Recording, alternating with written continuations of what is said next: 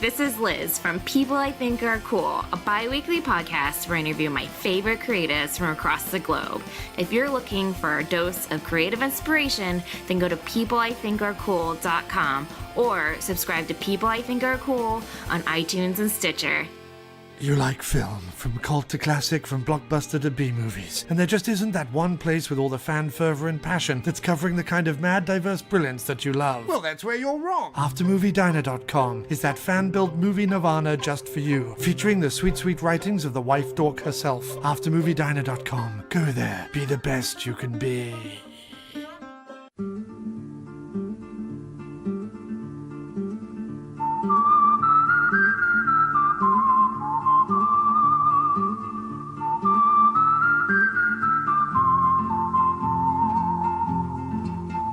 Listening to the In the Mouth of Dorkness podcast, the official podcast of the Alamo Drafthouse, Winchester.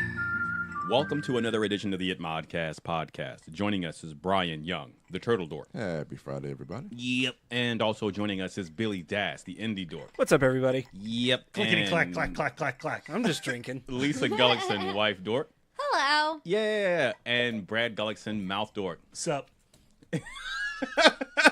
And I'm your host, Darren Smith, the Disco Dork. Welcome to another edition of the It Modcast podcast. Fistful Friday. Yeah.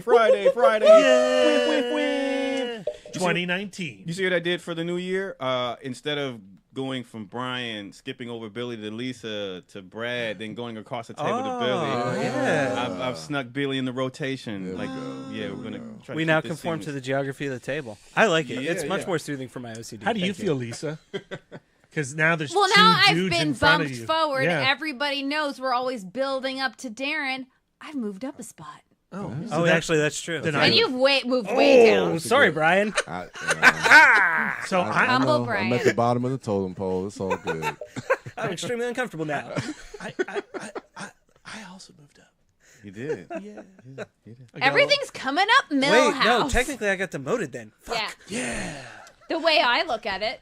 Thank you. No, that's also the welcome. way I look Well, at you're it. still ahead of Brian, so. No, that's true. That's true. That's what how I matters. get up every morning. I look at myself in the mirror. I go, still ahead of Brian.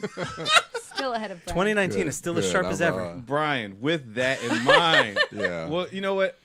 Wait, does Have this you mean... announced what the... We haven't even done what this is. I was about to. I was about to say, you know what, ladies and gentlemen? we shouldn't try Am I to going to go after micromanage, Brian? Darren. Yeah. Oh, I should get my shit ready then. Hang Probably on. should get your shit ready. So, in honor of the beginning of the year and us looking forward to the rest of 2019, as we always do annually, the beginning of the year, we're going to do our fistful of resolutions. No. Oh. I resolve to not do a fistful of resolutions because Right. guess what? Ever again. Do you That was- remember that I still list have that a- we made I last sure year? do. I listened to the episode earlier. I still have that list in my notes. How many movies of those did you watch? It's a lot. How about that Hitchcock box set? Is this a fistful actually- of incrimination? You're just going to incriminate Well- yourselves?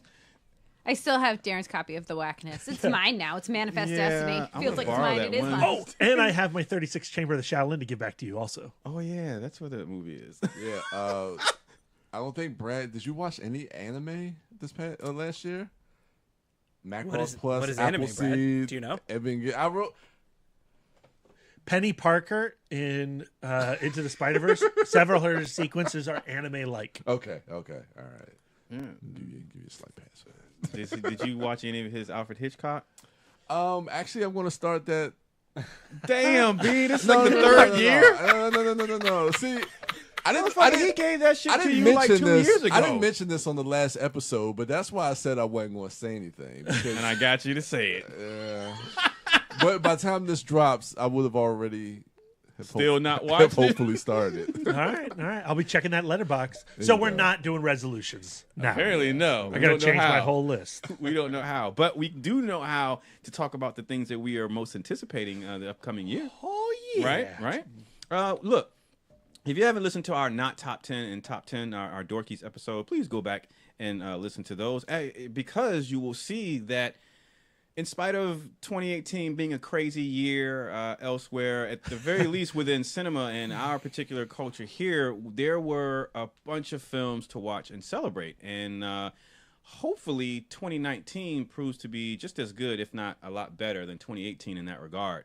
But if you aren't on the up and up of what's coming out, hopefully we can shed some light on some of these things to keep you abreast, but also get you excited because these are the films that we're most excited about. So with that, Brian, the Turtle Dork, would you start us off with your number 5 and your fistful of anticipation? Yes, and after you just gave that brilliant speech you just did, I'm actually not going to do movies. Whoa. What the fuck? Wait. Life events? Oh, shit. No. Is he Nostradamus? Is he telling us the future?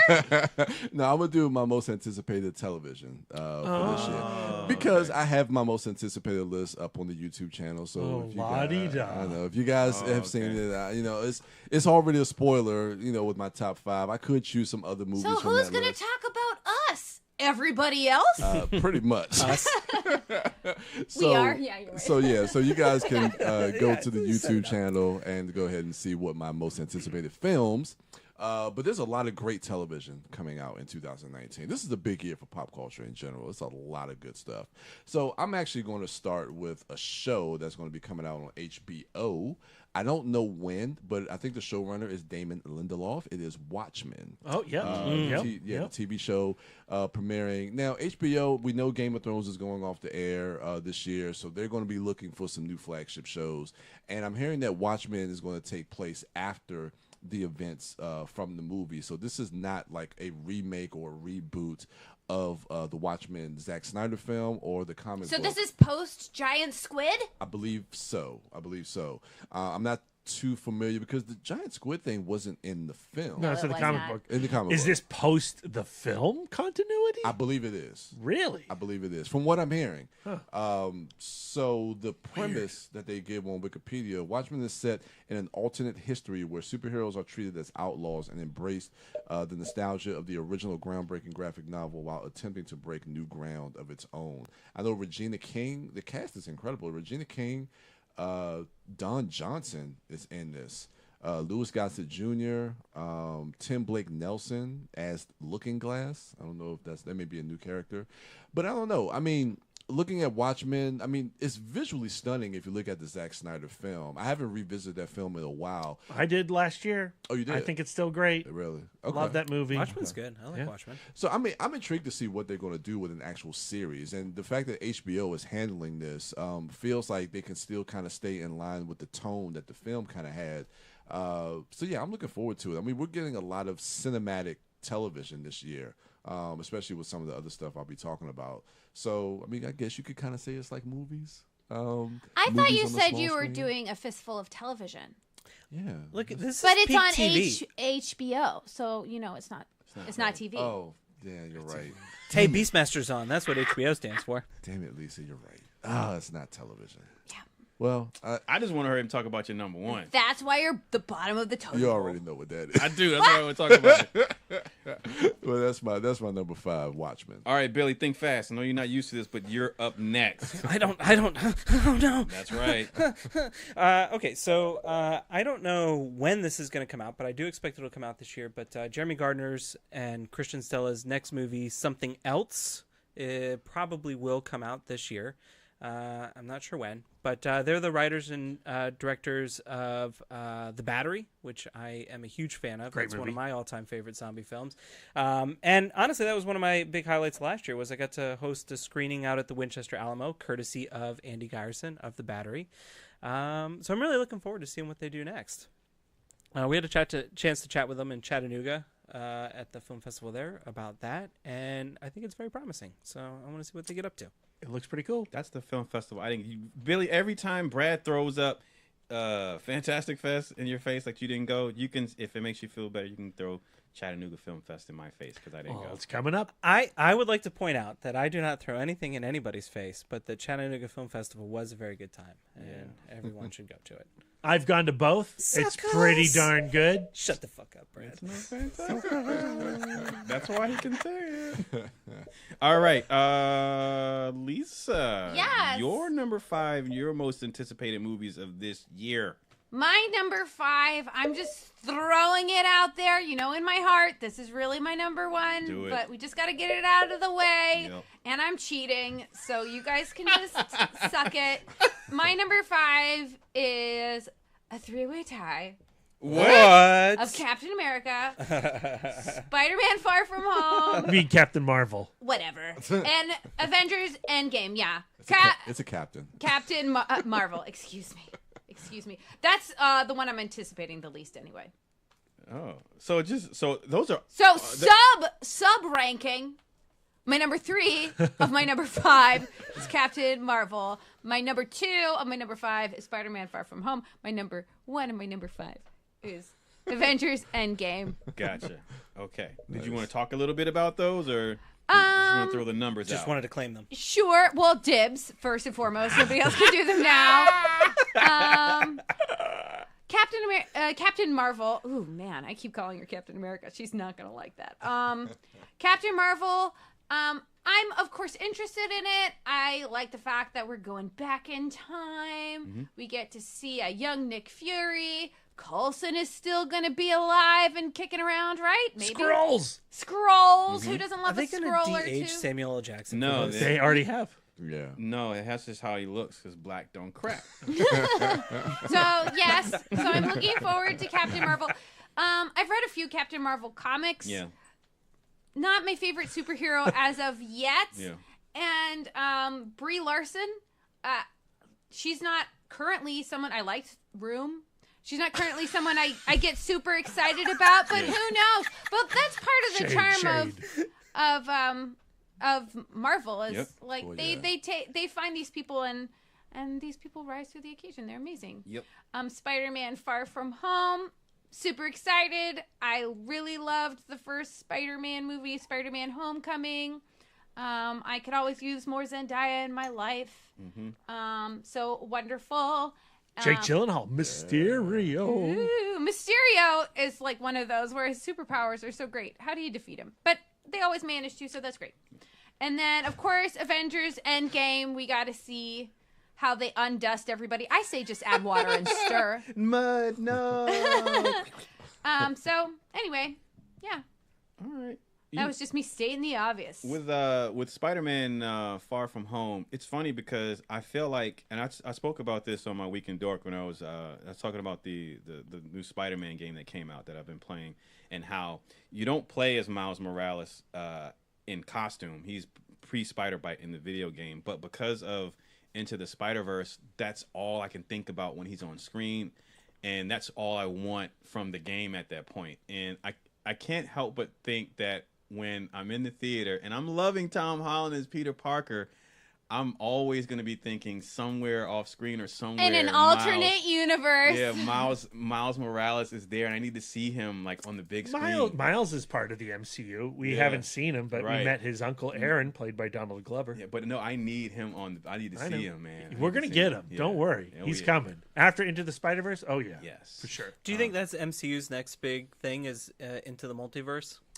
Well, like if you really want what I would like to see is I would love them to do a multiverse story, but personally I need to get the Fantastic Four in there first before we can do that. All right. I think the next big thing is what Kevin Feige's been, talking about, the integration of FF and X-Men and Galactus. But if they bring in FF and Galactic, then they do have to, like, that has to be their goal is multiverse stuff, right? I think so. I mean, because that's the best Fantastic Four story, right? Yeah. It's all the multiverse stuff.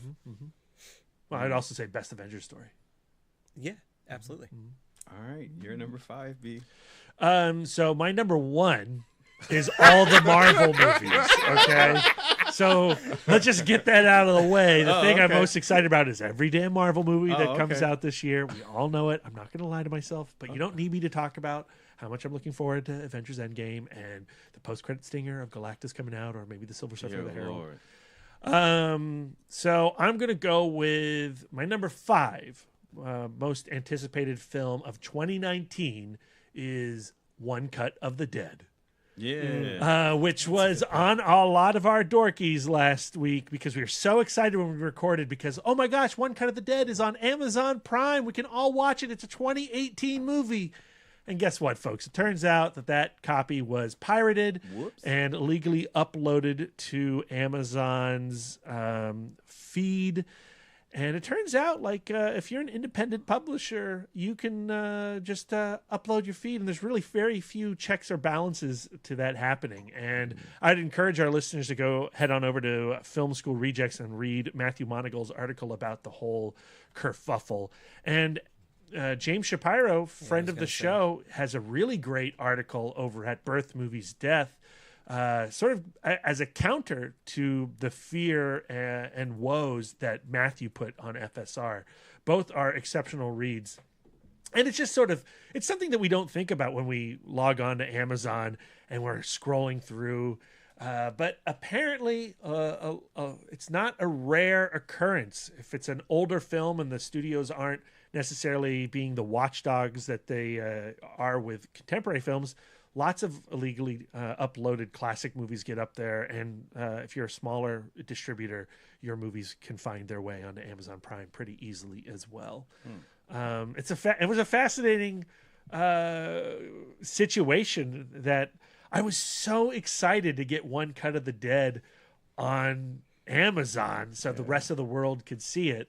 And then you had about 48 hours to check it out before it got pulled. Yeah. But it's going to get a proper release this year. And if you need any encouragement, you can listen to Brian, Billy, and Darren on the Dorkies talking about this film. I would say the less you know about it, the better. But I guarantee you, if you like movies, you will end up enjoying this film quite a bit. True that. It's a frustrating thing, though. I mean, as a cheerleaders for movies, to not have any ability to tell. There was no way to look at that Amazon release. It had and the know Amazon that it was Prime bullshit. checklist on it. You're just like, hey, good to go. Well, it's on Prime, and you assume that it's good to go, and then you cheerlead something for that, and you push people to go and look at it. And then I feel, after having watched it, that dirty. I've participated in somebody taking advantage of somebody else. And like, as a big supporter of independent filmmaking, like, that's a fucking problem. And the other aspect about that release that has gotten less news around was the fact that the subtitles on the cut reversed the R's and L's. Boy, it did worse than that because it capitalized the R for. Yeah, I noticed that because I thought that was a little weird, but super strange. When I was watching it, honestly, I was like, am I not in on the joke here? What's happening? I don't feel like this is a good joke, but maybe this is okay if you're. I don't care for this. And then afterwards, you find out that it's the pirated copy and that they put fucking racist subtitles up on the thing that they're going. So bizarre. I spent a long time mad about that after that came out. But anyway, so One Cut of the Dead, it's getting a proper release. Seek it out, and if you watched it illegally, go purchase it and watch it again because it's great. I plan to buy as soon as it's I'm buying available. it. Oh, yeah. When there's a Blu-ray, I'm owning that Blu-ray. All right. Great pick. My number 5 is Hobbs and Shaw. Yeah. Oh, yes. So weird. I could not stand the most recent Fast and the Furious, Fate of the Furious. It was awful. There is a review cast episode sad cast for that one, and if you care to hear our thoughts elaborated, please go back and check it out. I would not rehash them here. I will say though, the only thing I will rehash is that the bright spot in that film for me was this weird moment, at least the very least tonally, not to mention narratively, makes no history, sense.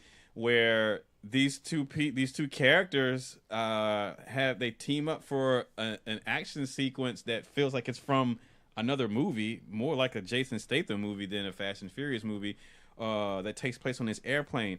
And as bizarre as that was, Justice for Han, narratively, right?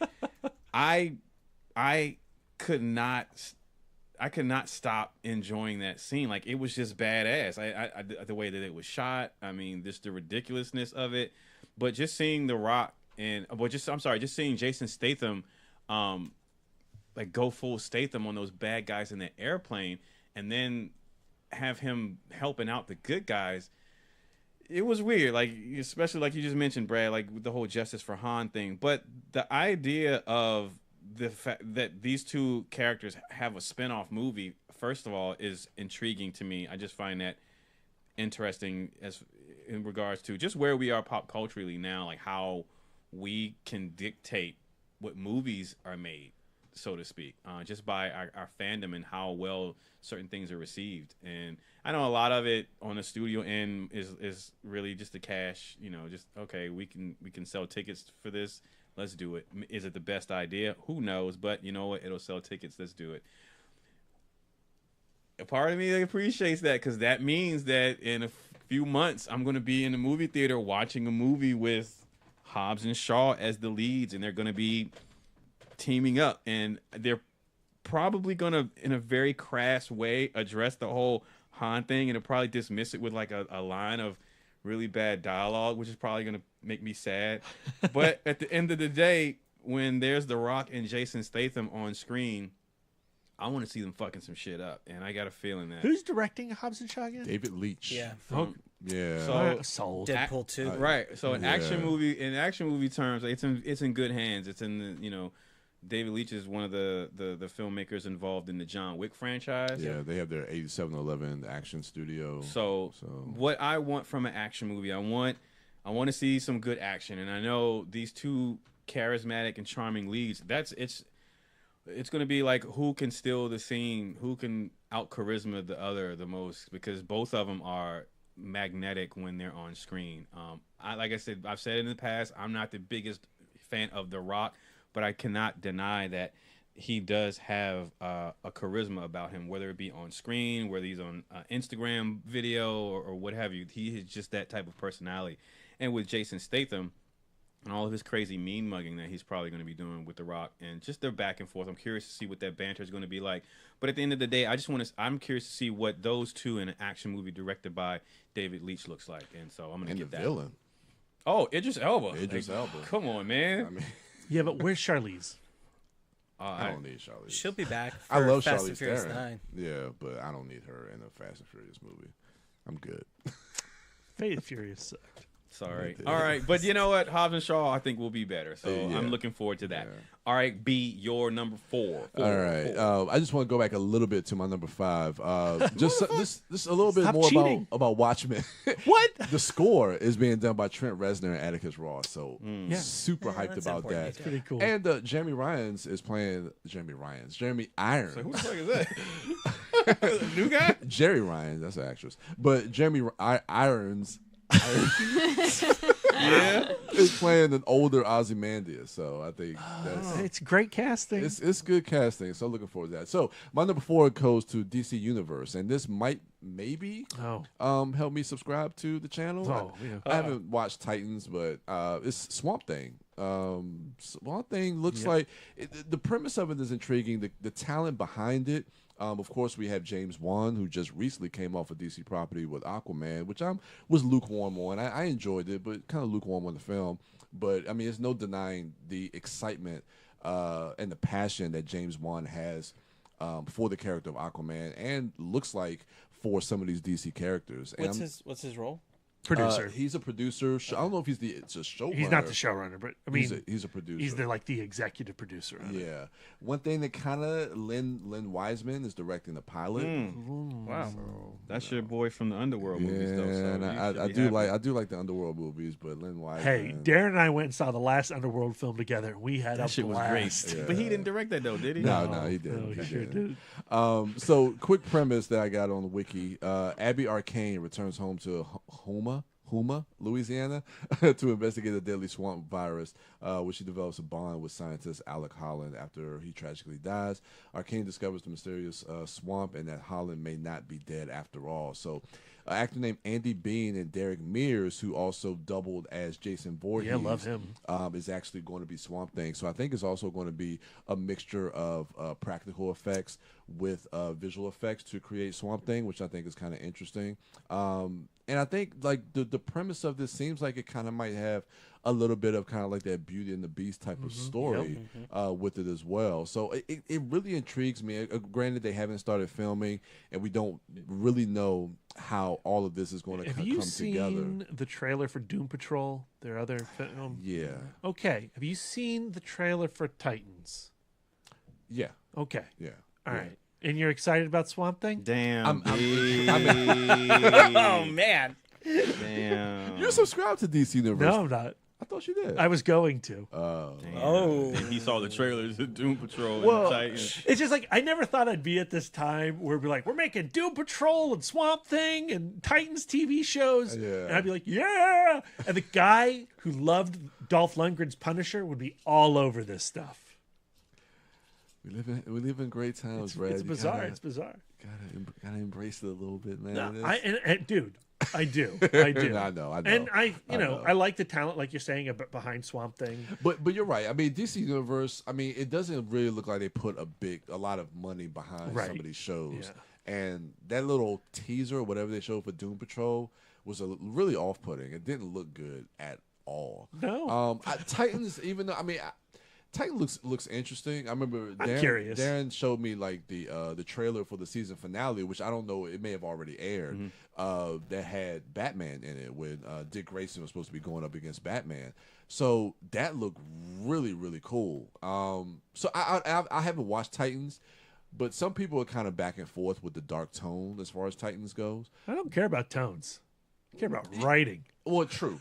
Same here. I don't care about tone either. But what's your expectation bar for Swamp Thing, right? Like, my expectation bar for Swamp Thing would be that it would be better than Man Thing movie. But like you could say that about all the properties, right? Yeah. And I just feel like I love these characters, and I want to see them respected and treated well. And like as long as the writing is there, I'm excited about it. And guess what? Swamp Thing? Billy, you need to read some Swamp Thing comics if you have no respect for that character. I don't have no respect for that character. I'm saying my point is like the most widely known thing is the Marvel version of Swamp Thing, which is the Man Thing movie. I mean, no, I think the Swamp Thing Thing movies are more popular than the Man Thing sci-fi show ever was. Do you think so? Oh I was yeah. gonna say my expectations from the Swamp Thing show is fucking clearance of Creedence Clearwater Revival, so they can Born in the Bayou. That's all I need. You have that. If that's the opening credit song for the Swamp Thing show, I'm watching it every Swamp week. Thing is one of the most interesting characters. He's that great. DC has. Yes, absolutely. And he deserves a good show. That's But all there- I'm saying. I don't. Hopefully. Does Dick Durock make a cameo in like the season premiere? I hope so. You don't even know who Dick Durock. God damn. Ray Wise. Swamp Thing. Ray Wise make a cameo. Sure. Damn. The dude. actor? Yeah, because he's the You original. should watch some Swamp Thing. Yeah. Adrian Barbeau shout out. Ooh, Billy, you're number 4. All right. Well, I'm going to keep it in the DC universe, Yeah. and I am going to go with the 2019 release of Joker, starring Joaquin Phoenix. Oh yes. What? What's wrong with that? No, that's a great pick. Oh, is that your next pick? I'm sorry. All right. Well, I'm going to pick all of the DC releases for this particular number, and I'm going to claim them. Are there more than one next year? I don't know. Shazam. Yeah, Shazam. Oh, Shazam! Yeah, that's right. No. Like, so I think so. Todd Phillips is directing it, and Yes. like Todd Phillips, if you don't know, then is the writer director of the Hangover movies, Due Date,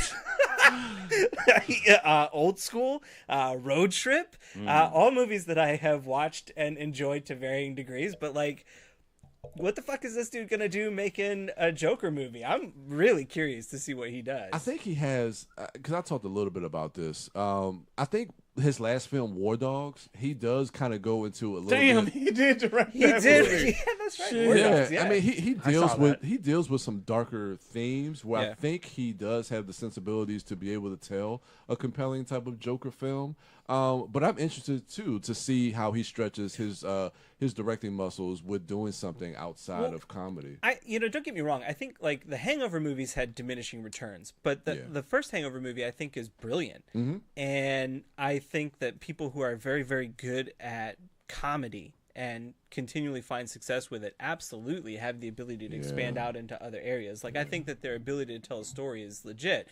I just like the creative process of like what was his pitch to direct this movie, and like what saw Joaquin Phoenix go, you know what, I'm gonna do this and I'm gonna sign on to do this, because like You Were Never Really Here was great, and what a great choice of him to explore. And then he signs on to a major blockbuster film where he's gonna rehash the Joker, which like as a role right now is currently not at all respected. I think it's Joaquin Phoenix, right? Like that's the only thing that excites me is that this actor who commits to such an intense and scary way, accepting the role of the Joker, one of the most unhinged characters in comic books, and somebody that we have seen multiple times cinematically or TV or on cartoons, and I have my favorites already of that.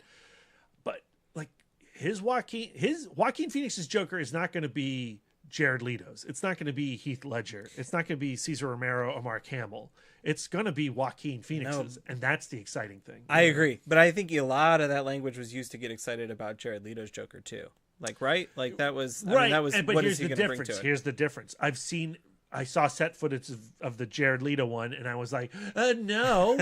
And also, that's being directed by David Ayer? No. So I knew I wasn't going to like that from the jump.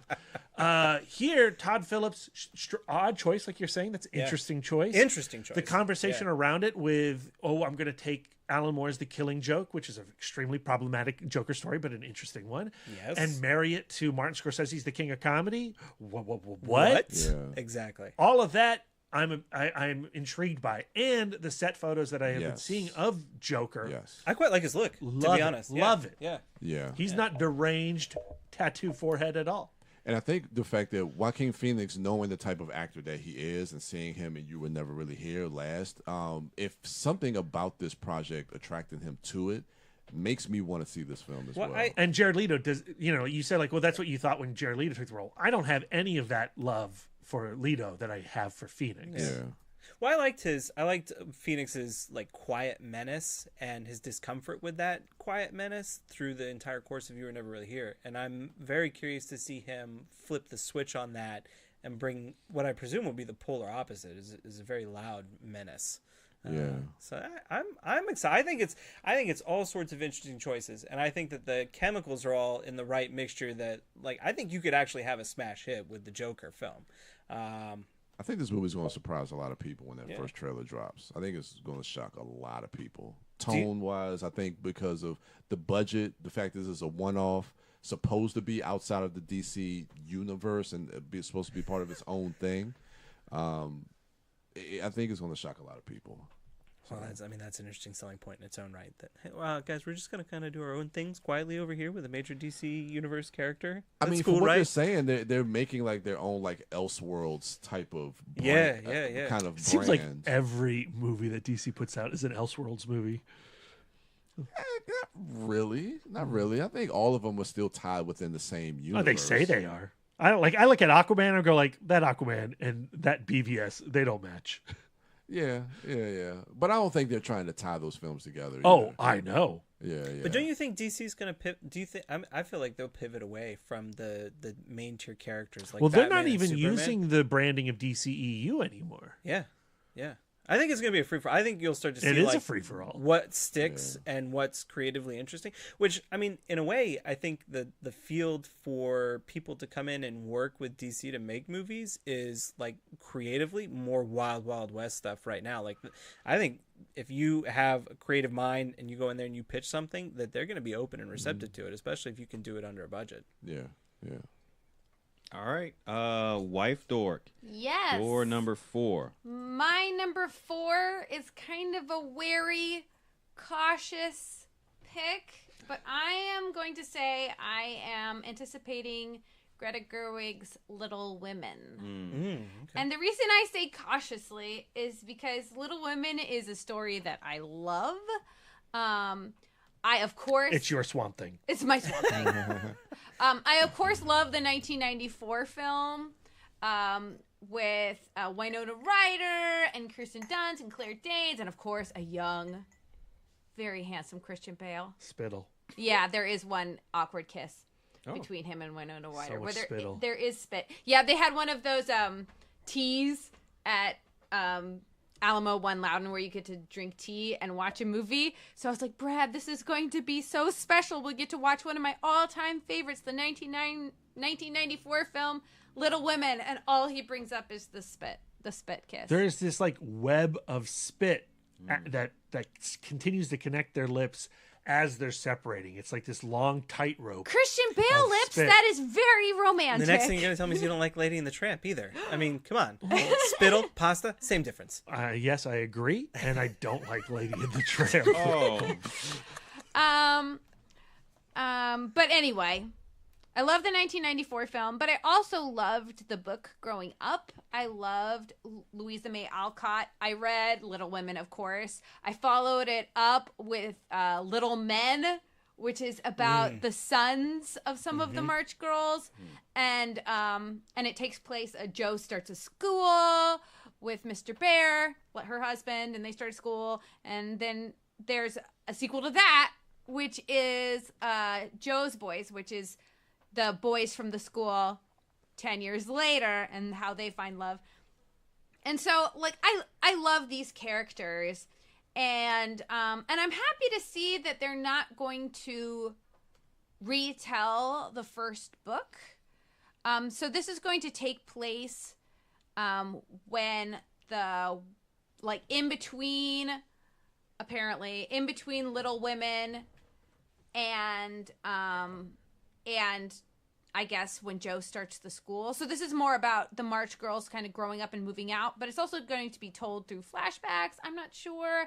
The script has gone through at least 2 sets of hands because it was originally going to be written and directed by Sarah Polley. Huh, interesting. Yeah, I know. She did a really crazy version of Beauty and the Beast. I was a fan of it. Robert Burke, RoboCop 3 was the Beast.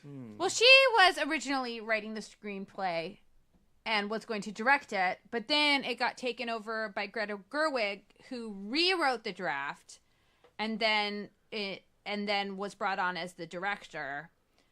Greta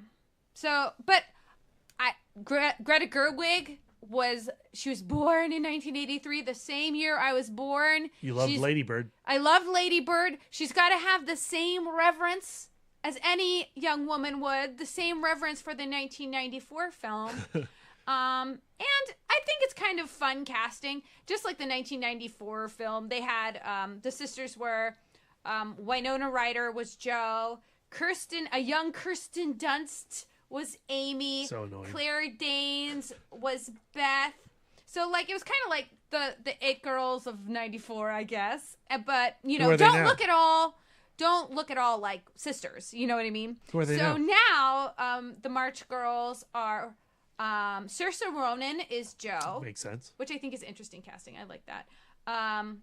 Florence Pugh, Lady Macbeth. Oh, okay. I like that movie. Amy. Eliza Scanlon is Beth. She was in HBO's miniseries Sharp Objects. I'm not sure who she is. I didn't watch that. And then Emma Watson is Meg. So, like... But who's playing the spit, Lisa? Who's playing the spit? Hopefully me. Because Laurie is played by Timothée Chalamet. He's a child! Okay, anyway. So, Bob Odenkirk, also in this movie. I don't know what he's playing, but he's on the Wikipedia, so it's got to be true. Meryl Streep is playing Aunt March. How is she not deceased? Jesus. Not Meryl Streep, Aunt March. Wow. And maybe flashbacks. Laura Dern is playing Marmee. Whoa. Okay. So I don't know. I don't know how it's gonna go. Like it's kind of close to my heart. It's be good, Lisa. I don't know. I'm also if I can just toss in another wary eyeball. I've got a wary eyeball on Tom Hanks playing Fred Rogers. Oh. I don't know if I necessarily want or need. Yeah, in Little Women, it's bizarre. That's my number 4. Bray, what's your number 4? My number 4 is not the Joker movie because that was Billy's pick. You do know Fred Rogers is not going to be in Little Women, right? Yeah, I do know that. He doesn't read books, Darren. I don't. He doesn't read books, and he doesn't like spit. Nor do I watch public television. It's gross. His upbringing. I'm going with what's sure to be a great movie. Yeah. From, a guy who totally understood the Fantastic Four.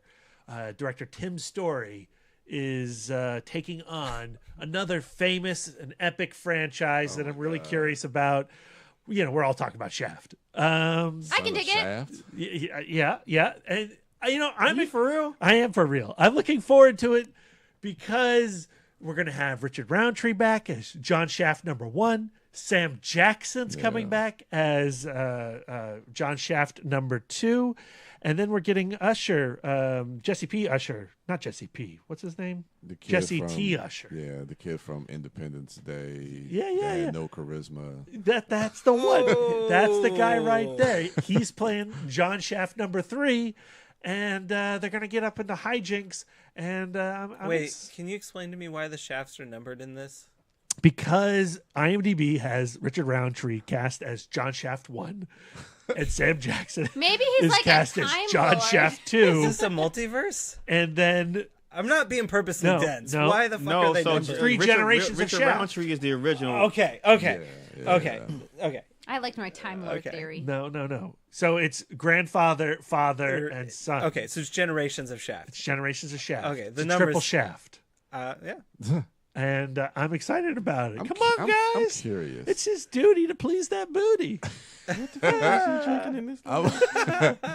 I'm curious about that movie. I want to see a trailer, but Tim Story is not a director that excites me at all. But Rise of the Silver Surfer. What else has he done besides Rise of the Silver Taxi. Surfer? Taxi. Barbershop. Taxi. Barbershop. Barbershop's good. Yeah, Taxi. yeah. Taxi. He did Taxi. Wait, which one is Taxi? Is that the Jimmy Exactly. Fallon movie? Yeah. But it just With feels like Queen Latifah? He, oh he my did, god. He did the ride along films. You loved those. not really. What? But it just feels like another attempt to take like an old classic film to Which try we to love. modernize it Yeah, for a and younger we love doing audience. that. We love And doing it that. just, I don't know. It just, It's gonna be great, guys. we'll see.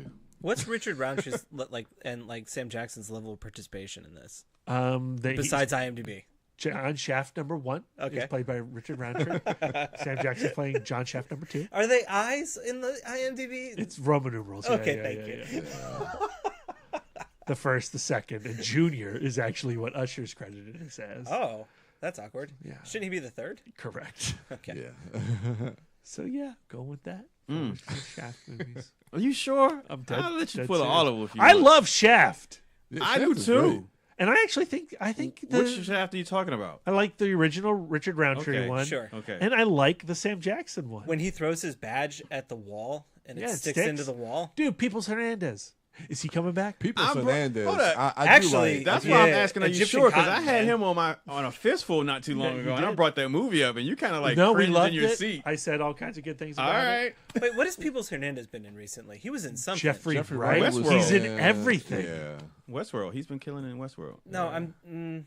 Yeah. No, I'm not saying West. I don't watch Westworld, so it's no. Jeffrey Wright. He's in every movie Brad, ever. Be fucking psychic and get in my brain and He figure out was. where I'm. I think Jeffrey Wright was in a movie recently. No, it's fine. We don't have to go to IMDb for this. There right. was a flash in my brain about. How is Eliza Scanlon playing Beth March? Beth is dead. She is the dead one, right? Beth?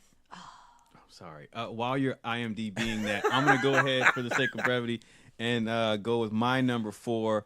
My number 4 is a film that luckily I don't have to anticipate too long, as I will be seeing it tomorrow as part Yeah, of it a is, triple Beth. feature, and that is Glass. Yeah. I've been anticipating this Hold film. the Dark. He was in Hold the Dark. Thank you. recently. Thank you. All right. I've been anticipating this film ever since the ending of the last film, which is Split. Yeah. And I have no. We were actually talking about this not too long ago, but I have no. I just want M. Night Shyamalan to wrap up this trilogy in the best cohesive way possible, not muddy it up with a bunch of endings or a bunch of twists. If he can just provide the level of entertainment that he did in Unbreakable and Split, I will be beyond thrilled. I'm excited to see these characters interacting with one another, whether it be with David Dunn's the character of David Dunn, or Elijah, or the multiple characters that James McAvoy plays as the character in the Split films. I'm very curious to see what type of story M. Night Shyamalan is interested in telling, using superheroes, but also having it grounded in some sort of commentary for today. What that's going to be, I don't know. I just know that all the parties involved, whether it be the directors, the performers, are all high caliber in their craft, and so I'm just looking forward to seeing them all share the screen and bring these characters to life, and hopefully provide an entertaining movie. But the fact that I get to see it following the screenings of Unbreakable and Split, like back to back to back, that's really cool. And I don't know. I think that's going to also enhance the viewing. hell yeah. Well, the trilogy opportunity is like the only chance that you'll get to see Unbreakable on the big screen for a while. Well, yeah, that's true. That's true, because that's a Disney. That's a Buena Vista. Well, I think Disney owns the rights to that now. So yes, it's nice that he's got the hustle to put together a triple feature. I'm excited about and that. I want to say, I don't think I've ever seen Unbreakable on the big screen. Oh man, I want to say, Brian, we did see it. We saw it together. Oh, yeah, okay. over at Union Station. Jesus, that's right. Okay, Yeah. So I'm looking forward to seeing it. that theater's gone.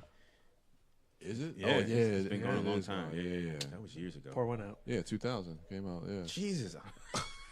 All right, so that's my most anticipated number 2000, 4. 2001. One of those. I think it's 2000. 2000. No, yeah, because Sixth Sense was 99. It was back. Okay, yeah, 2000. Okay. Yeah. All right, thank you. Is Unbreakable M. Night Shyamalan's? Or is that his best movie? Yes. I think it is. Yeah. Yeah, Yeah. I think so. That's my favorite of his. Yeah. Also his best. Brian, your number 3. Categorically. Okay, so my number 3 is something I'm looking forward to, even though she did direct one of the worst movies this year. Ava DuVernay is doing a Wrinkle in Time wasn't man. that bad, Brian. It was pretty bad, It but was I bad. don't think it was her fault. No. I'm not going to put that on her, and I'm still excited for whatever she does next, which is what I'm talking about here. It's a miniseries for Central Park 5 coming out on Netflix. It's a 5-part miniseries focusing on. Well, the story of Central Park 5 is that it was 5 individuals that were falsely accused of raping a jogger, and I think it was like 1989. And the miniseries is going to cover from 89 all the way through like 2014, dealing with the whole ordeal with them being wrongly convicted. And she is directing, I believe it's 5 episodes, and each episode is going to deal with each individual, and she's directing each episode. So this is basically like her next film. But I'm really excited to see what she's going to do with this miniseries. The talent behind the camera, Bradford Young, is going to be the DP for this miniseries. So Bradford Young with Ava DuVernay is, of course, Wrinkle in Time excluded. When you look at stuff like The 13th, which is on Netflix, you look at Selma. She definitely has a knack for telling kind of like these real life stories. And I love her on Twitter.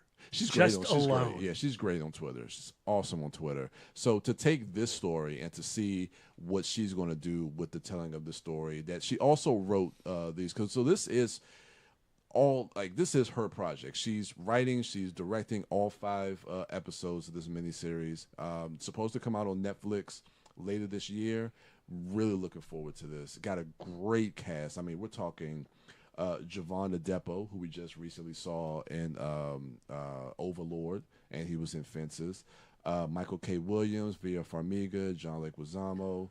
Oh, I'm thinking like this is like a documentary. Like shit, this is No. scripted. Oh, Yeah, okay. So this is going to be big. I mean, Netflix. We know Netflix is bringing out the big guns this year with stuff like The Irishman coming out from Martin Scorsese. Yeah. So this is going to be one I'm looking forward to. So hopefully Netflix. I mean, this was a big year for Netflix already. It was with Roma and some other stuff. You know, we see them trying to go for those award pushes. I saw your shade there on Buster Scruggs just then. Oh yeah, Buster. Other Buster stuff. Scruggs. Other stuff. Yeah, Buster Scruggs. Sorry, Brad. I like some of the segments. I'll rewatch it. Because there was some stuff I liked, but it just didn't. I'm just messing with you, Brian. I feel like I gotta explain myself. You should. You do. I do. You're right. If I want to be a true film critic. No, we're not doing that. Nobody wants No that. shaming, no shaming, Brad. No shaming. No. I'm just saying, if you want to be a true friend of Brad, you gotta like Buster Scruggs. Well, I like that first segment, and I like the Liam Neeson with the guy with no legs. Yeah. I no thought the arms. one with the covered wagon train, I thought that one was boring and long. That's The what I last one? thought. Was second that to the last last one. Second to last. No, that was Zoe Kazan. I know. Yeah, I liked I thought- it. Lisa didn't. I thought that one was Oh. a snooze. I thought we were just sharing thoughts. I actually kind I of like chose that not one. to watch it because it was a series of TV episodes that they turned into a movie, and I said hard pass. Oh. Oh, it's In fun. watching it, it's so not that. But I actually kind of like the Zoe Kazan. It's one good a little though. bit. I love that. Yeah, Except for yeah. that one, the Zoe Kazan Bad. one. It's That not one. bad. It's not bad. But yeah. Hey, we do Verde. Hey, with the Bernadette, yes. I don't know why. I just Thank goodness this is not a video podcast. I know. I just like, why did I just go full Italian? I apologize to any Italians out there. I'm sorry. Man. That's my number 3. Thank you, cannot motherfucker. We're at the afford to lose 50-minute a mark, listener. by the way. Okay. Billy, your number 3. And I'm not the one with the bottle in my. What? What? It's What? a really tiny bottle. Aww. No bottle shaming. My what number are we on? 3. 3. My number 3 is Zombieland 2, which is directed by Ruben Fleischer, Yes. Rhett Reese, and Paul Wernick are back. The original cast is back. Look, flat out, Zombieland is one of my all-time favorite movies. Never seen it. That's okay.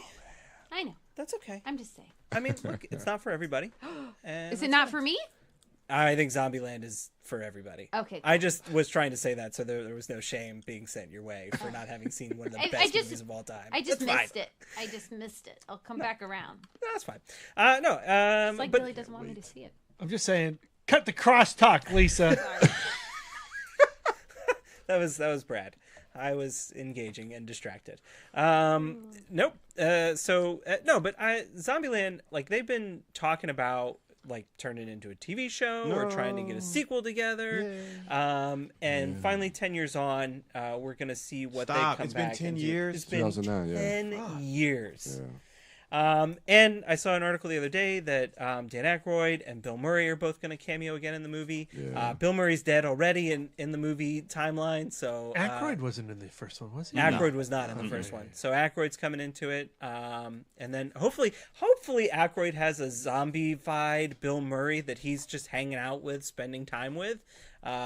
I don't really care what they get up to gag wise with it. Like I'm just there for whatever it is that they do. I think that there's so much joy and so much fun, and it was such an at the time engaging twist on the zombie genre that I don't know, man. You watch that movie and you just have as much fun I think as that they had when they were making that movie. Every single time I put it on. Those 4 have great chemistry together, and I can't wait to see. I love Woody Harrelson as Tallahassee. That's like one of my favorite. I haven't characters. watched that movie in forever. Man, it's So good. so It's fun. so good, and it holds up every step of the way. I'm looking forward to that double feature in the theaters. Like when the second one comes out, Fuck some yeah. places got to run both of them back to back. Yeah. Yeah. So that's my number 3. All right, wife dork. I'm trying to guess. Is it the Tom Hanks? No, Oh, no, Okay. no. I don't want that movie to happen. Yeah. Just straight up don't. But one movie I do want to happen, and it is happening in the near future, is Where'd You Go, Bernadette? This is one where I've watched the trailer. Looks interesting to me. It's Richard Linklater's latest. It's based on a book that maybe I'll read. Probably not. Not a big you're reader. You're not going to read it. But the trailer features a lot of Kate Blanchett, but apparently Kate Blanchett disappears through a lot of this movie. Where'd you go? I don't know. Is she You gotta Bernadette? watch to find out. Yeah, she is Bernadette. She plays Missing Bernadette persons Fox, who is a mother, but she has anxiety and agoraphobia. And so she's been housebound for a long time. But she works from home as an architect. But she has a daughter who is named B, and who's being played by Emma Nelson. And apparently they sent her to this fancy-pantsy private school, and they said, well, if you get straight A's at this private school, we'll grant a wish. And the wish is that the kid wants to go to Antarctica. And then they're getting ready to go to Antarctica, and then all of a sudden, Bernadette disappears. And so, Where'd you go? We don't know. But B wants to find out, and so the movie is B looking for her. Kristen Wiig plays like a crazy neighbor who apparently there's like some kind of tension between her and the other parents at this private school. Judy Greer plays Dr. Kurtz. I don't know whose doctor she is. Maybe mine. I don't know. I would see her. She's nice. And so Lawrence Fishburne's in this movie. Billy Crudup's her husband. I like Billy Crudup. Elgie. Is Elgie her husband? Yes. He's in the trailer. So, yeah, I don't know. Saw the trailer. Looks good. Looks like a fun Gone Girl. More fun? No, equally fun or maybe slightly less fun. But still, I'll watch it. Gone Girl. And I won't read that book either. All right. I have not seen the trailer for this film. I love Kate Blanchett, though. Who doesn't? And when I'm not looking at her, I'm wanting to look at her. It's just like in the movie. Same. All right. I need to at the very least check the trailer out for that. I would love it if they just played the beginning of the movie, and then they're like, "Where'd Bernadette go?" And then they play all of Carol in the middle of the movie. Oh yeah, she was in that. Maybe I directed this movie. Oh no, it was Richard Linklater. All I right. think that's going to be a great fan edit of that movie. Thanks. You heard it here first, ladies and gentlemen. Independent. All right. Indie dork. Brad, your number three? Yeah, I'm going to be quick because the IMDb page describes this film as plot undisclosed. Oh. Hey! It is the new film from the Safdie brothers, Uncut Gems. Yeah. Shit. As you know, if you're a loyal listener of ItMod, we are big fans of Good Time. Some here of on us the are big podcast. fans of Good Times. Well, Darren and Brad certainly loved that movie. Lisa was less enthusiastic. But it's the Safdie brothers teaming up with Adam Sandler and Lakeith Stanfield. What? Yep. What? Yep. Oh, I think I did hear about Adam Sandler being attached. Uh-huh. What is it? Plot undisclosed. I hope it's their version of Little Women, and then when Lakeith Stanfield kisses Adam Sandler, there's like the spit. I think it's going to be a little Spittle. different than that, but you don't know. You never know. It's You never know. undisclosed. Yeah. So yeah, that's all I know. Uncut Gems. I'm guessing there's some crime going on. I'm guessing it's going to be gross, Yeah, probably. Man, I mean, yucky to look at. if they can get like, because I mean, obviously, I would like for them to do something different than Good Time. But Good Time is great. I love that movie though.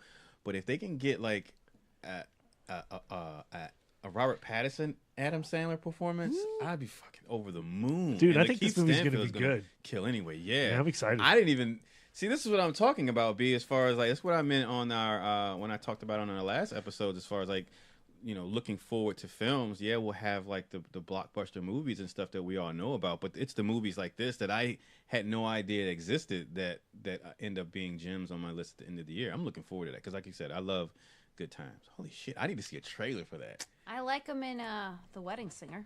Oh yeah.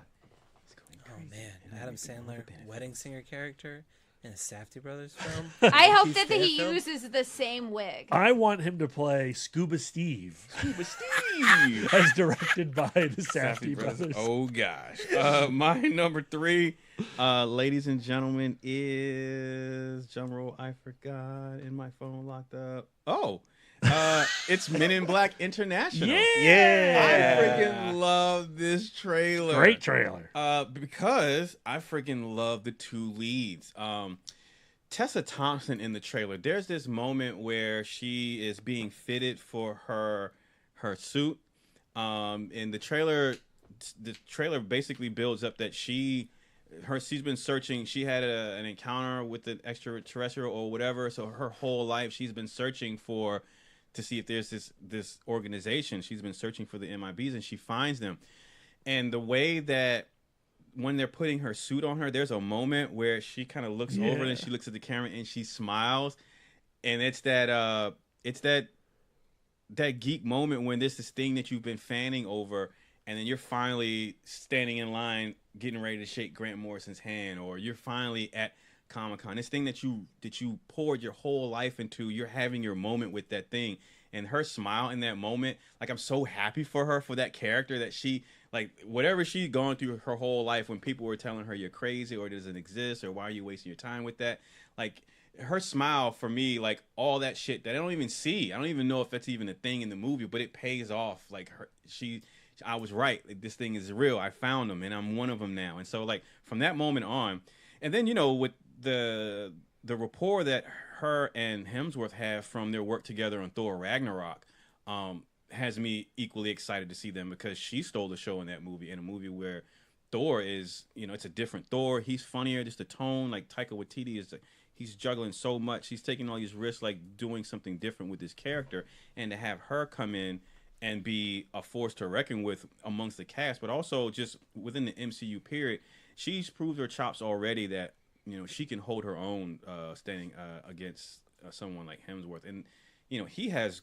great comedic timing. Yeah. He has impeccable comedic timing. And something we talk about, John Cena being, you know, coming from the physical world, or being an athlete, but then, you know, finding his niche in humor and doing comedies. And I think Chris Hemsworth is another person. Yeah, he can do dramatic stuff, but, like, to me, he shines the brightest when he's being funny, or when he's in a comedy.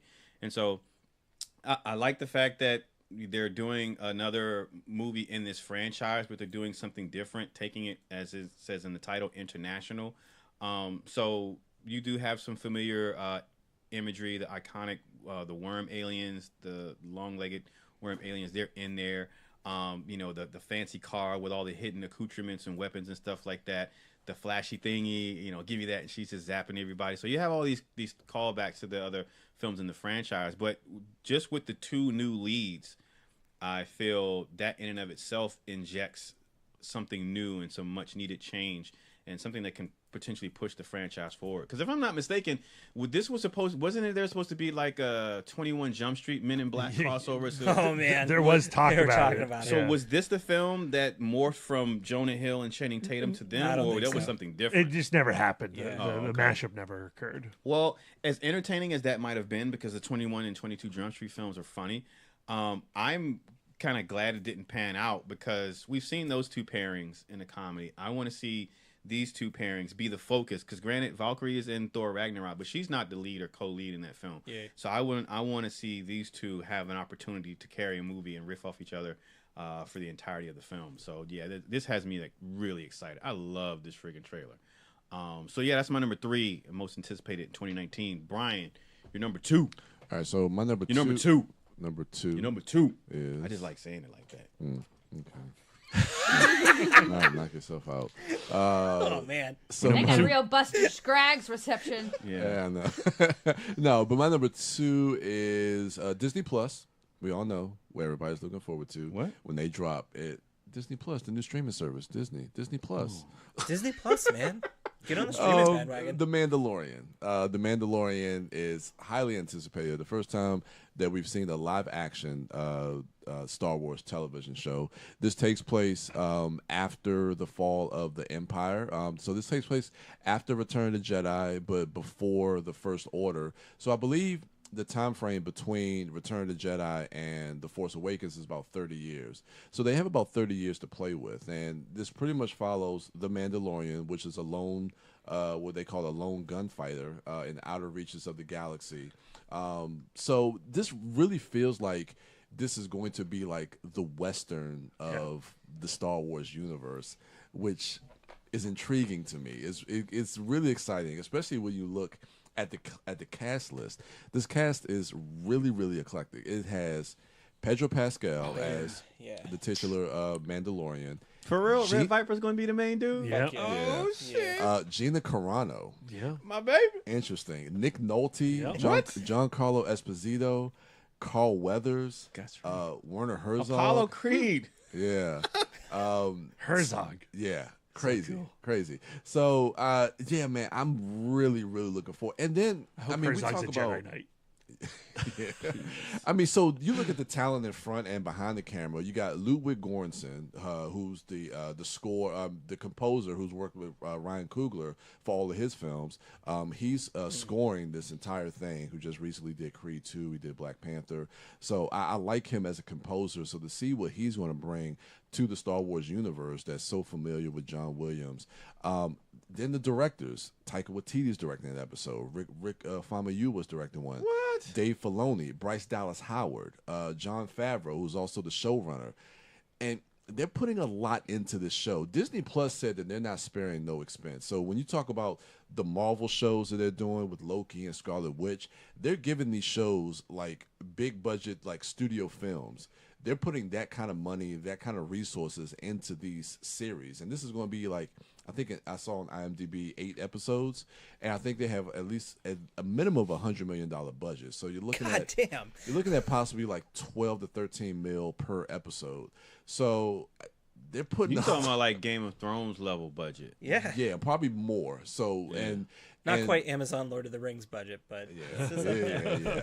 And I just recently heard the Russo brothers went to visit the set, and they talked with Favreau, and they said that they're doing some stuff with this show that is going to be mind-blowing. And I'm excited to see, because Disney has the money. I'm excited to see what they're going to do with the Loki series, with this series. And this series, they're going to have a big push for that, because if I'm not mistaken, they're not too far off from opening up the edge of the edge of the galaxy, the Star Wars attraction at the theme park. Oh yeah, that too. So there's going to be. Oh yeah. So when Disney Plus drops in September, there's going to be a lot, and you got to think this is coming right before Episode 9. So I don't know if this is going to premiere right when Disney Plus drops, or if it's going to premiere maybe after Episode 9. But you could see these two kind of working in tandem. So the buzz that this gets is just going to push Episode 9, or vice versa. But Star I can Wars see them dropping this as a means to sell the prescription. Like, It- hey, it- this it is can. coming out. Oh, So it's got my money. Well, it's got to be. yeah. I mean, they have to have a show, just like how Titans had DC Universe, to a lesser degree. To a lesser degree, but with Disney, yeah, they're going to come out the gate with this show to get people to subscribe for. I mean, I'm already sold on Disney Plus. Do you offhand know what other anchor shows are going to be for Disney Plus? They haven't announced They haven't anything. really announced. I know the Mandalorian. So Mandalorian is really the one that's holding tight. Yeah, right and now. they've announced some movies that they're going to produce on just solely for. They're doing Lady and the Tramp live action that also I think has Tessa Thompson in it. No shit. You can but just finally for see Disney the spaghetti Plus? moment. But it'll be just for Disney Plus. Yeah, it'll be on Disney Plus. Wow. And I think Lilo is Stitch as well. They're doing a couple of different things, but they're getting the ball rolling. I'm excited, but They've they got already my have money for the Mandalorian. Yeah, they have my money too. And the Marvel stuff that they're going to do. I mean, the Loki series, Scarlet Witch and Vision. I mean, Winter Soldier and Falcon. It's weird. It's weird. I mean, but you just think about the possibilities. I mean, we could see a prequel Killmonger series. Yes, please. I would love that. I mean, there's so much they can do. Just with no this. more Shield Yeah, I'm with you. or Punisher or Daredevil. Is Shield still on? I don't know. It is. I think they have another season coming. Oh man. But the Mandalorian is. Yeah, I'm sold. all right, fucker. Billy, your number 2. My number 2 is going to be John Wick number 3, Parabellum, which I'm fucking excited about. So when I was searching for John Wick 3 Parabellum, the word origin for Parabellum came up, and it's Latin for prepare for war, from the phrase si vis pacem parabellum. If you want peace, prepare for war. And if you partner that with an interview that I saw recently where the director was talking about how Keanu Reeves wants his character to suffer in the 3rd movie, like, I am there for the punishment that they're going to rain down in this particular sequel. I think it's amazing. I think Chad Stahelski is fucking legit, and everything that he has done, like, given a real deal stunt guy the ability to direct an action franchise has been really great, and I'm delighted that it caught on as it had. Because that's what we were talking about that in our end of year about, like, movies with really developed world universes, and John Wick is a great example where, like, it kind of has taken on, and they could go anywhere with that. I mean, if they wanted to make a dozen movies, not necessarily with Keanu Reeves, but just a dozen movies in that universe, they could do anything that they wanted to. The whole hotel series, you know, where people can just go and stay at a hotel with a bunch of other hitmen, like, that's just Because that's a TV series, The Continental, they're working on. Yeah. Are they going to do it as a TV series? It's coming out on the stars. I'll absolutely watch watch every episode of the TV series. I mean, like that. I think that's the really cool thing to me about John Wick is that like it's such a wide open playground, and I mean they do have a really compelling character in John Wick, and Keanu Reeves is great in it, and I think his trilogy is amazing. But like it's so rich, and there's so much to take away from it, more than just the action sequences, which I think are just really really terrific. So that's my number 2. I'm most excited to see John Wick number 3. Is Common coming back with a robotic heart I hope so. for revenge? I would not That seems be so mad good. at that. I would hope that Common is going to be in this sequel. I don't know if he's on the. He was dying, walking wounded. He wasn't He dying. has to take that knife And out. then He's if gotta you do, choose. that opens up he put it in through his aorta, the aortic artery. So once you take that out, you bleed Say out. if like you don't that. take this out, you're going to be just fine. Well, no, I mean, you got a knife in your chest, so probably not. Affection will eventually set in. Oh well. All right, wife dork, Yes. your number 2. My number 2 is Quentin Tarantino's ninth Oh, film, Once Upon a yeah. Time in Hollywood. Number 2. Great pick. Yeah, it's my number 2 because there's another film that I'm looking forward to slightly more than this film, but I'm super looking forward to this film. Of course, I've loved everything here on the Modcast. Huge Tarantino fans. Until we shook it out of him, it was on Kill Bill Volumes 1 and 2 were on every one of Brian's Fistfuls for months at a time. Absolutely. It'll be on a couple more too, probably. Stay tuned. But this next film seems to play in some of the like alternative history areas that he's played in before. It takes place around the time of the Manson murders, and so all of these characters have historical names, but we know from Inglourious Bastards that historical names does not mean historical circumstances. But we've got Leonardo DiCaprio, Brad Pitt, Margot Robbie, Dakota Fanning, Al Pacino's in this movie. I'm just scrolling down the Wikipedia, but every name on this list is a name that It's a you like. murderer's row of acting talent. Yeah, is a name that you want to see on the screen in a Tarantino film. So I think it's going to be pretty darn great. And Brad and I can brag about how we stumbled upon a shooting of it when we were walking around L.A., yeah. LA. Yeah, that was pretty So you're cool. going to be extras in it? No, the Nice. extras stood out because they were all the people in hippie clothes. Damn it. It was cool to watch them put that film together, though. And it was cool to see they had changed all the signage. We saw a bus with the red apple Yeah. advertisement on it. All right. I can't wait for that movie. It's going to Great be pick. so awesome. All right, B, your number 2. My number 2, I mean, it's Us, the Jordan Peele horror film. I mean, of course, I'm super excited for that. Yeah. But, you know, Brian's already said so many nice things about that on his channel on our YouTube page. And, you know, Jordan Peele doesn't need any more promotion from ItMod, does he? You know, because we are on his tip like we are QTs. So I want to highlight a couple other... Yeah, I meant it that way. I want to highlight a couple other horror films that are coming out this year that I'm really excited about. Babak Anvari has his follow-up to the horror film Under the Shadow, which we caught at a Lost Weekend sometime back, the Iranian Jinn movie. He's doing a film with Armie Hammer, Zazie Beetz, and Dakota Johnson called Wounds. It's coming out on March 29th. I had the opportunity to head down to New Orleans and be on the set for that last year. I still can't publish anything that I saw down there, but I can read you the IMDb information. Yeah. And it says that Wounds is about disturbing and mysterious things beginning to happen to a bartender in New Orleans after he picks up a phone left behind at his bar. Yeah, I enjoyed Under the Shadow, but I wasn't in love with it. However, this particular cast with that director, it looks incredibly compelling. I'm excited for us to finally get a trailer for this movie. Yeah, you had me at Zazie Beetz. Yeah. Yep. You know, there's that. All right. Great pick.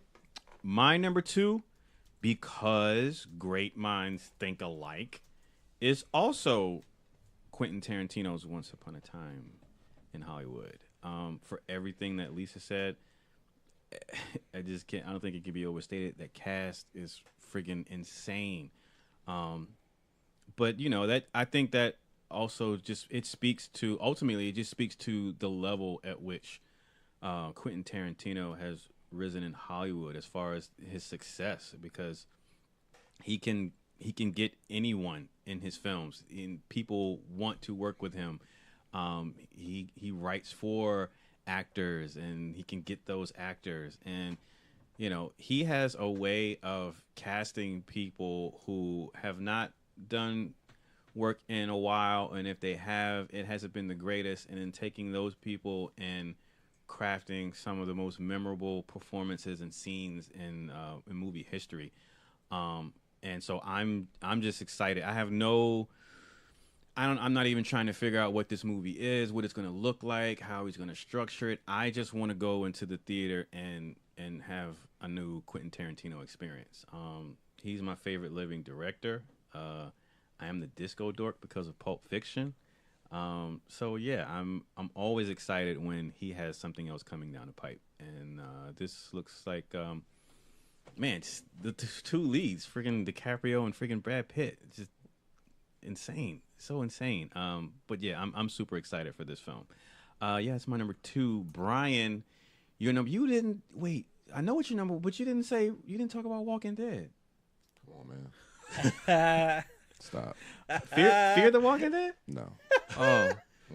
The movie, the Rick movie, the spinoff, The show is dead to me.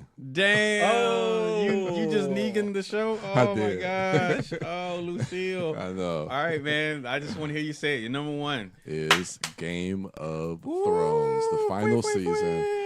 Season 8. Winter is here. Winter is here, yes. And I am extremely excited. A little upset that it's only 6 episodes, but they're going to be at least an hour and a half. So we're basically getting 6 movies a week, yes. Which I'm excited about. I mean, this is the very definition of epic television. This is appointment viewing. There hasn't, and of course we've talked about it before, how late I was late to the party with Game of Thrones, but now that I'm on board with the show, I've realized how extensive of a following that Game of Thrones has across not just the country but the world. I mean, this is appointment television in a way that I've never seen before. When Game of Thrones is on, it seems everybody watches it. It seems like this is the type of show that people talk about, you know, during on the water cooler Monday morning. Like everybody, like I have never seen anything like this before in my life, where I would go to work and everybody is talking about Game of Thrones. I mean, this is the very definition of appointment television, and I can't wait to be a part of that for the final season. We can theorize about a lot of different things that's going to happen in the final season, where different characters going to reunite. But there's so much that I'm looking forward to. Of course, what's going to happen with Cersei and Jaime, Tyrion. What's going to happen is the Hound going to reunite with Arya? What's going to happen between the Hound and the Mountain? You know, what's going to end up happening? Who's going to be on the throne at the end of the series? Is Jon Snow going to make it? Is Daenerys too power hungry? They got a zombie dragon. There's a zombie dragon. The Night King. What's going to happen with that whole thing? He's the guy. He's at the end of the throne. The Night King. Oh goodness, that's a depressing ending if that happens. But we know that the Brienne of Tarth, what is going to happen with her, everything. Oh man, I love these characters. I love this show. I'm ashamed to say I was so late to the party. Real quick, man. Brian, I love that Darren finally convinced you to come on to Game of Thrones. Yeah. It's so exciting. Yeah. But real quick, what is the most satisfying ending of Game of Thrones for you? Who's on that throne? You know what's funny to me, and it's something, and I don't know if this is true. I was hanging out with some friends of mine earlier today, and they're big Game of Thrones fans. They're not like geeks like us, but they're, again, part of the whole culture of Game of Thrones. Regular people, I know. But we were talking about Game of Thrones like coming up this year, and one of my friends says that he thinks Jon Snow is going to be on the throne. And I know we talked about it before, and that's the great thing about it, just to talk about what's going to happen.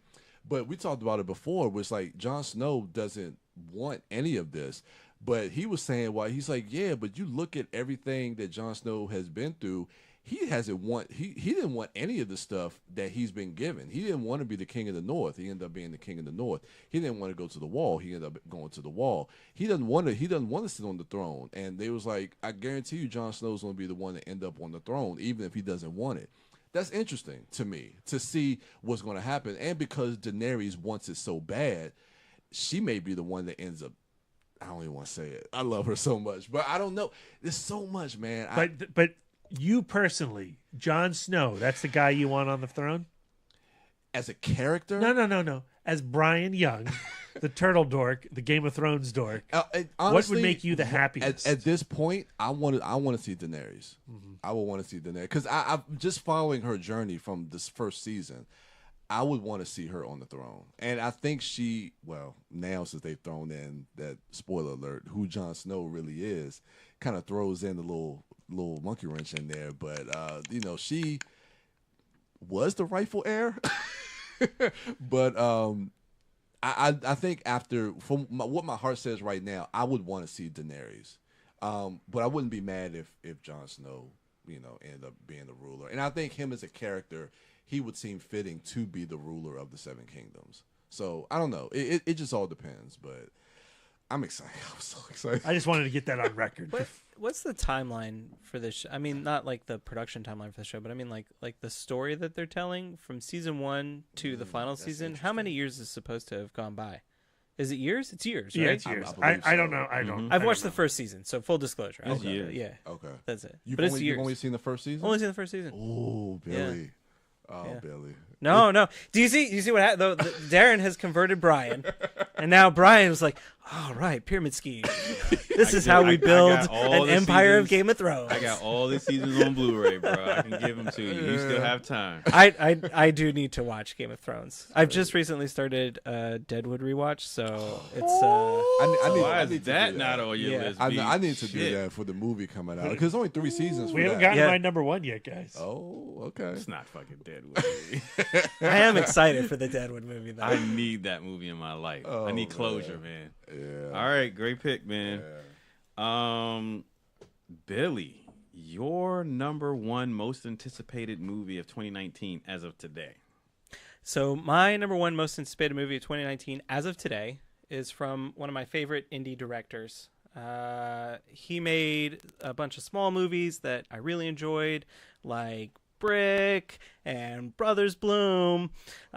He's gone on to do some other stuff, whatever. But he's got a movie coming out in 2019 called Knives Out that he is writing and directing that is murder mystery, like whodunit. That's literally all I know about the movie. It's a murder, like whodunit murder mystery. But let me just read the cast for you. Daniel Craig, Chris Evans, Lakeith Stanfield, Michael Shannon, Ana de Nope. Mm-hmm. That's not it. That's not it. Try again. Anna, nope. I'm not even gonna try. Anna, Don Johnson, Jamie Lee Curtis, Nope. Tony Collette, and Christopher Plummer. I can't say a series of names in a row. I'm terrible with them. But no, I'm really excited to see what this guy does. Look, I love Rian Johnson's writing. I was a huge fan of The Last Jedi. Yes. I think his entry in the Star Wars universe is quickly becoming maybe my all-time favorite Star Wars movie. Yeah. It really is. It's great. I think it's fantastic. I think his writing has always been fantastic. I'm a huge fan of Brothers Bloom. I'm a huge fan of Brick. I really like what he brings to the table. So I'm very excited to see him go back to doing something more plots and schemesy type of stuff. That's my number 1. Yeah. All right, Wife Dork. Yes. Your number 1. Can you guess it? I don't know if you can. I'm I mean, trying. to me, it Tell me feels what obvious. I'm surprised I haven't heard it on anybody else's list. Us? Well, I am greatly anticipating that movie, but my number 1 most anticipated movie for 2019 is Jojo Rabbit. Yes. Taika Waititi's. next. Yeah, that's this year. That's this yes. year. Yes, it is. So, in which Taika Waititi plays imaginary best friend Hitler. The story is about a kid living during World War II, and he has an imaginary friend, and his imaginary friend just happens to look like an ethnically inaccurate Adolf Hitler. Oh my god. And from what I can tell, he has like these kind of childlike ideas of what, patriotism is. And then his mother, played by Scarlett Johansson, hides a young Jewish girl in their basement. And so he kind of has to, I guess, face what does Hitler really mean? It's actually based on a book called Caging Skies, which we've already established. I don't read books, so I'm so glad they turned them into movies. Shara knows better. She follows me on Goodreads. Yeah. So I love Taika Waititi. Well, yeah, of course. I think like everything he's done thus far, from What We Do in the Shadows and Hunt for the Wilder People, and even Thor Ragnarok, he approaches everything with such humor and heart. And I feel like in What We Do in the Shadows, we got a little bit of that dark side. So it'll be interesting to see how he tackles this particularly bizarre story. I don't know. I'm curious. Yeah, same. It also has Sam Rockwell as Captain Klenzendorf, Rebel Wilson as Fraulein Rom, and then other people I don't know who they are, but I'm sure their parents are really proud. Alfie Allen of Game of Thrones, Yay, Theon. and Stephen Merchant is in it as well, who also has a movie coming out. Families that are fighting families.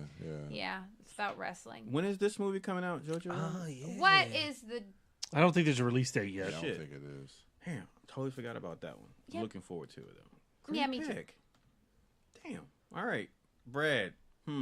Oh, you did say you're number one, but Well, my true number one is a 5-way tie. Yeah. Between all the Marvel movies. Yep. Once Upon a Time in Hollywood. Yep. And Star Wars Episode 9, because I'm super curious about what they do after The Last Jedi, and also super nervous. But I'm just going to push all of that away because that's all very obvious.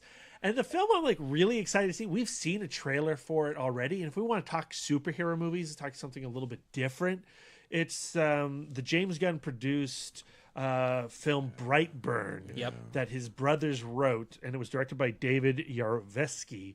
That trailer is so great. How they set this story up as, Man of Steel. Kal-El comes to Earth, lands in, Kansas, is raised by, middle American parents. And instead of having the heart of Superman, he has the heart of Michael Myers, as Patton Oswalt phrased it on Twitter. And, the idea of what it would be like for this all-powerful being to be a sociopath, and how truly terrifying that could be. And as we see in the trailer, like when he puts on his little costume and kills that lady in that little locker, it's pretty scary. Yeah. And so I'm really, really, really looking forward to it. All right. Just proving the case for Batman. Yeah, exactly.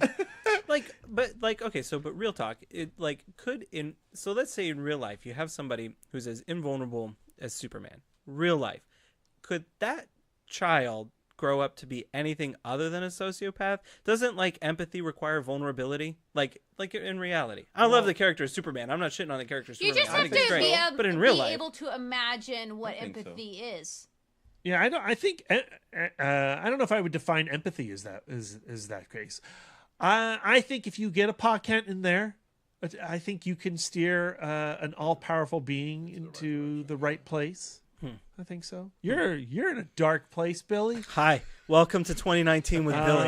And I understand that. I just don't want to join you. I think despair is just no good for me, because if I despair, if I give up hope, then I'll just fucking throw myself off the balcony over there. No, I'm not trying to talk you into doing that. I don't mean it quite to be such a dark commentary. I think that that's a fair interpretation. You have to be of able to Yeah. burn your finger on the stove to understand the pain of somebody else. Is Yeah. what you're saying. Yeah, Or you I could don't think see- so. Yeah. I think emotional loss, as long as you understand emotional loss and emotional pain. That you can do that. So Yeah. so it's I don't know. emotional Yeah. investment. Yeah, And I that- think empathy does not require physical pain. The knowledge of physical pain. It just requires loving people. Like, you know, Superman has Like his knowing family. the difference from Pop right Kent and wrong. I think. Well, Martha. and being able to put yourself in somebody else's shoes. And I don't think physical pain is required in that. No. Which obviously this kid doesn't have in this movie. Well, I don't know. I got to watch this movie. Maybe they'll explain that Maybe away. it turns he out does. that Yeah, he hopefully. redeems himself. Hopefully. Maybe it's a Superman redemption feels story. pain. He feels physical pain. Yeah. Doomsday drops a building on his head. God damn. Yeah. It really hurt. All right, great pick. That's because I thought we were going to do a top 10 of 2019. That's actually number 6 for me. B Brightburn. I knew it was on your list. My number 1 though. It's This one obvious. should be super friggin' obvious. Yeah, pretty much. You want to tell a people B? Is it? Uh-oh. Can I guess? Is it the new Ip Man movie? No, There's no, another no. one. That's Yeah. right. It has to do with a giant lizard. Oh yeah, Godzilla. Yeah, King of the Chapter- Monsters. Electric Boogaloo. Yep, Godzilla 2 Electric Boogaloo. Ever since that first trailer,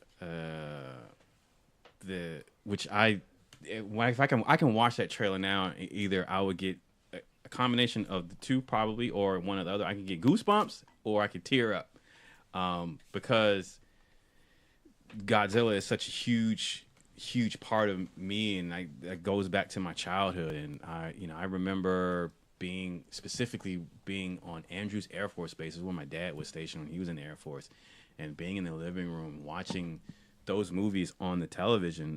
Channel 20 would show Godzilla movies on Saturday, Monster Theater, and then once I would be able to have those on beta and VHS, I will watch them ad nauseum. Again, I've talked about on the podcast before and about how big of a part of my childhood Godzilla is.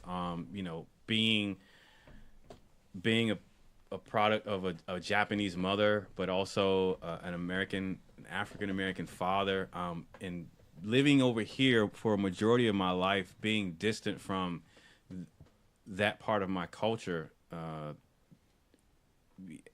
I would, whether it be through books or through TV, through movies, I would try to find some connectivity, because for a long time I was raised in Mississippi around my family there, and that's just all black people around me now and there.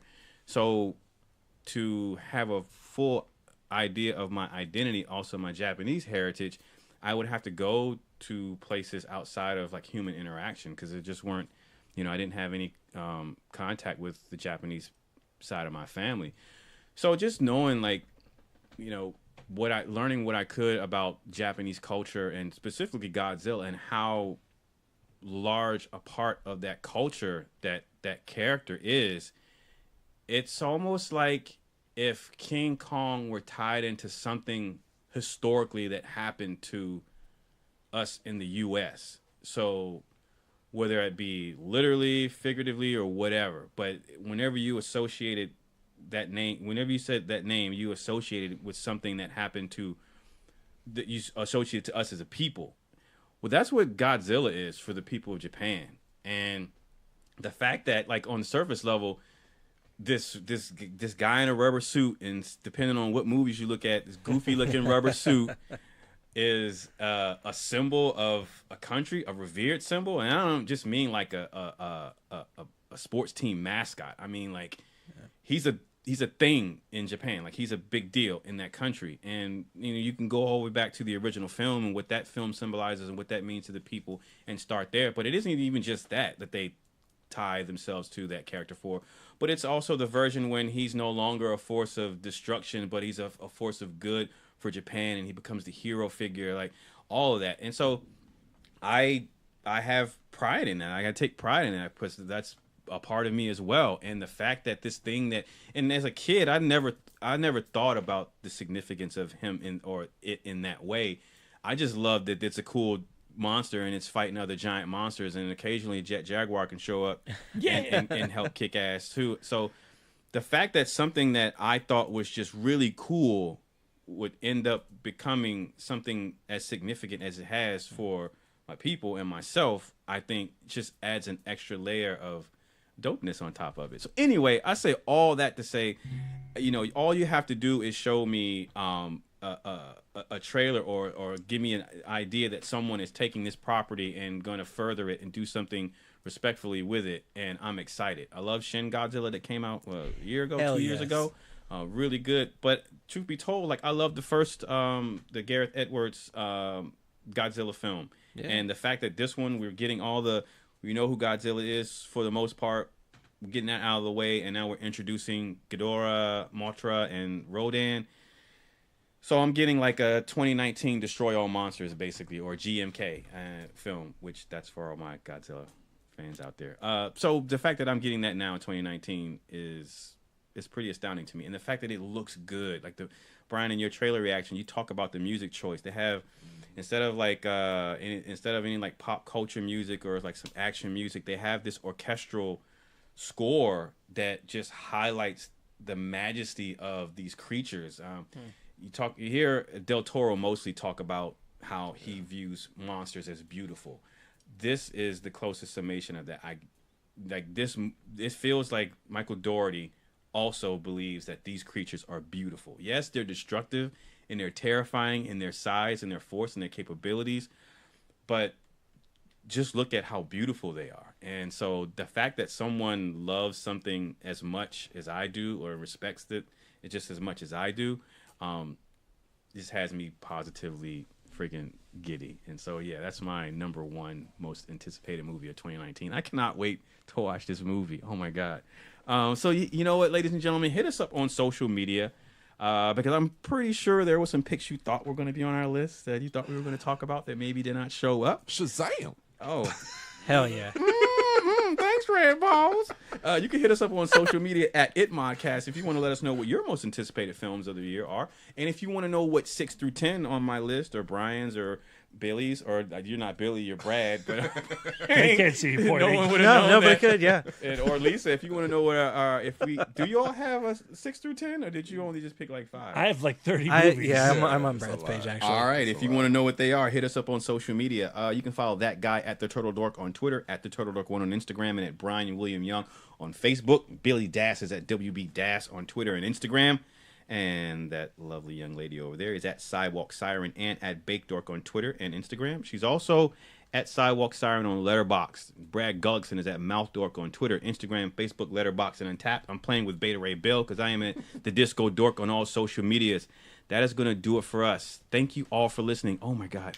Can we just get him in a Marvel movie, please? Please. God damn. That's going to do it for us. Thank you all for listening. Enjoy the rest of your weekend. What are we watching? What comes out this Glass. Glass. Yeah, that's right. Yeah. Tomorrow at the Alamo We're DC. watching. Has everybody got tickets for that? Yes. Yes. Tickets? People who like be around their friends. Brian, they you got tickets. got tickets? Brian. I might be working, but we'll see. We'll see. Yeah, might be working. I make that cheddar. All right. Cheddar We gotta get gobbler. paid. Yeah. Oh no. That's going to do it for us. Thank you all for listening. Enjoy the rest of your weekend. And until next time.